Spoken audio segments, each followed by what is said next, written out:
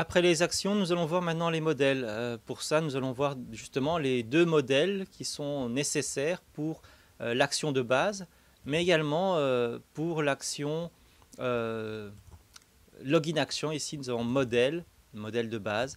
Et donc, il y a trois modèles à analyser. On va commencer donc par le modèle de base, modèle inc.php, dont login action a besoin. Alors, ce modèle de base, hein, tout comme l'action de base, définit une classe qui va ensuite être héritée pour les autres classes modèles. Alors, vous voyez qu'elle n'est pas abstraite, hein, on a donc le droit de l'instancier, mais on aura plus envie d'instancier en particulier un modèle spécifique à ce dont on a besoin, les sondages, les réponses, les messages, la base de données, par exemple. Dans la classe modèle, nous avons le login et login error, le message d'erreur d'une erreur de connexion. Ce sont donc les deux seules données que stocke cette classe modèle. Et je vous rappelle qu'un modèle est censé donc représenter les données de l'application. Pour chaque modèle, la gestion de données particulières. Par exemple, dans survey, les données concernant le sondage. Dans response, les données concernant les réponses au sondage. Dans message, des données concernant les messages qu'on veut afficher. Okay, dans database, les données concernant la base de données. Donc c'est exactement ça. Alors qu'est-ce qu'il y a ici le constructeur met les deux données membres à nul ou à chaîne vide, pas de message affiché, pas de login qui a été mentionné. Nous avons également des getters, des setters, get login, set login, get login error, set login error. Et voilà, et c'est tout. Alors ensuite, on va voir ce dont a besoin Action Inc. Elle a besoin de message model. Vous voyez que ce modèle est une fille de modèle, hein, extends model. Donc ça veut dire que dans la classe message model, il y a login et login error qui sont hérités directement. Et en plus de ça, il y a message, donc une troisième donnée qui doit être gérée. D'où le rôle du constructeur ici consiste à initialiser ce message à une chaîne vide au début. Ensuite des getters et des setters pour le message. Aussi simple que ça. Et enfin, database.inc.php. Alors cette classe-là aura besoin du modèle des sondages, du modèle des réponses. Nous n'allons pas étudier pour l'instant ces deux modèles-là. On le verra plus tard quand on aura besoin vraiment de savoir ce qu'elles font.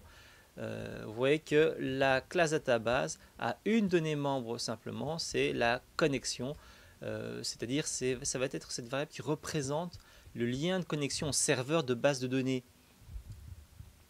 Que ce soit un serveur MySQL, SQLite, il y aura donc ici ce lien de connexion. Alors, ici, nous travaillons avec une connexion SQLite, puisque notre fichier de base de données, je vous le remontre, où est-ce qu'il est?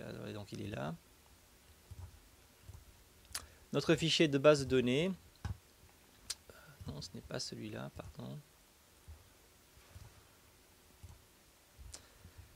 Puisque notre fichier de base de données, voilà, sondage, est un fichier SQLite. Ok. Donc c'est ce que nous avons ici dans le constructeur new PDO avec la signature donc pour se connecter à un serveur SQLite. SQLite 2 points, le nom, enfin, l'adresse du fichier base de données. Puisque le fichier se trouve dans le même dossier que index.php, au même niveau, à ce moment-là, on va pouvoir mettre directement database.sqlite. Si le fichier se trouvait dans un autre dossier, plus loin, par exemple, imaginez que j'ai ici un dossier DB et que je viens mettre ma base de données dans ce fichier DB, alors je devrais ici écrire db/database.sqlite. Voilà, donner le chemin vers la base de données. Okay. Donc ici, je vais le garder à la racine.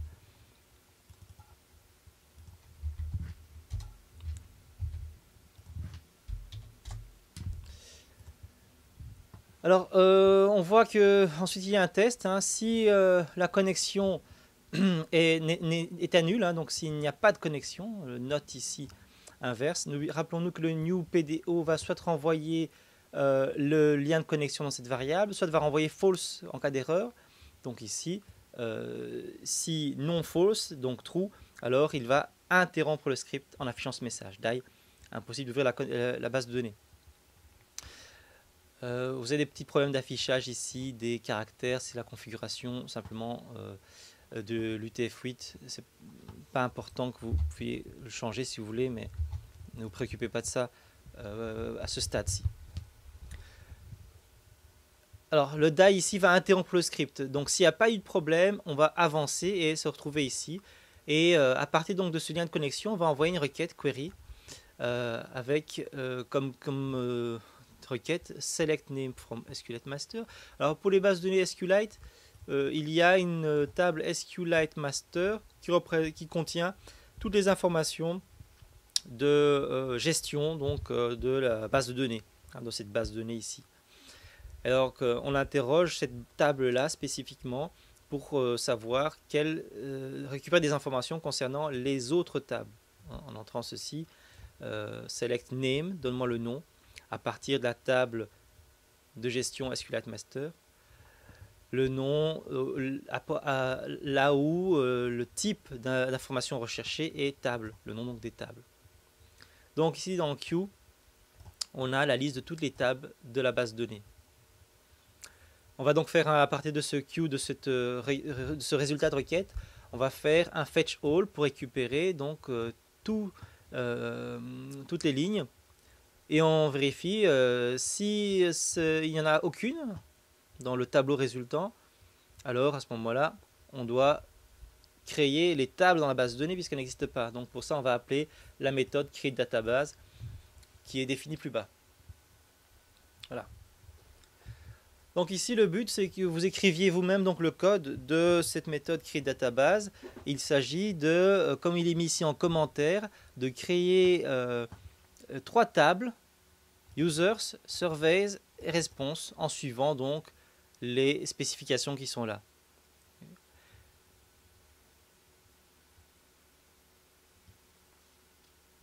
On peut voir qu'il y a également une méthode pour vérifier la validité du mot de passe et du nickname.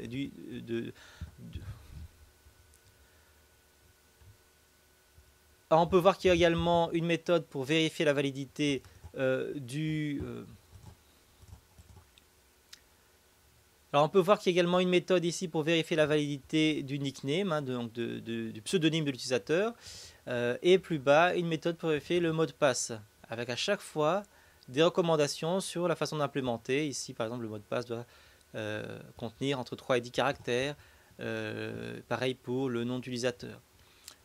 Vérifier la disponibilité du nom d'utilisateur, donc on va voir dans la table s'il n'est pas déjà pris, si le nom d'utilisateur passé n'est pas déjà pris.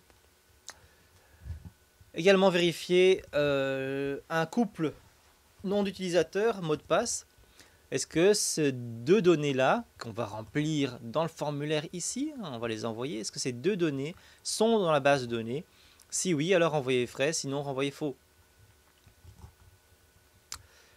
La méthode asUser devra ajouter un utilisateur et son mot de passe dans la base de données, dans la table users, en vérifiant les contraintes, donc le pseudonyme, le mot de passe, si le pseudonyme existe déjà ou pas.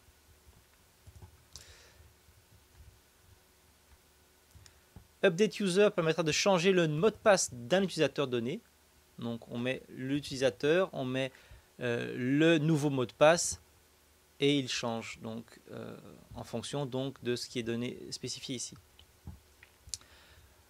Save survey, on lui donnera l'adresse, l'esperluette qui est ici, on donne l'adresse d'un sondage et il la sauve dans la base de données.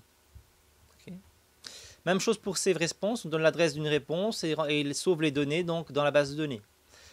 Load surveys by owner, on donne le nom d'un propriétaire de sondage, de celui qui a créé un sondage, et il renvoie un tableau de tous les sondages de cette personne.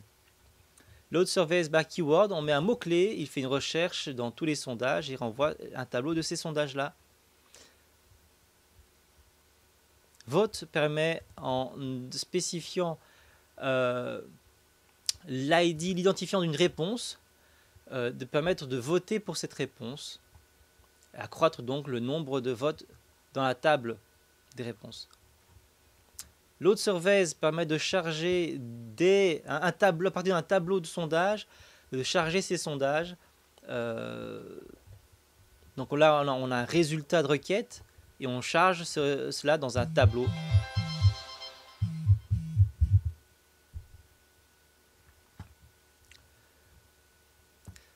Donc là, on a un résultat de requête qui passe en entrée. On doit charger ce résultat de requête dans un tableau et renvoyer ce tableau. Pareil, l'autre response va construire un tableau à partir d'un tableau de ligne. Donc là, on a résultat d'une requête et on charge ça par rapport à un sondage en particulier. Voilà, c'est tout pour les modèles. On va donc passer aux vues dans la troisième partie.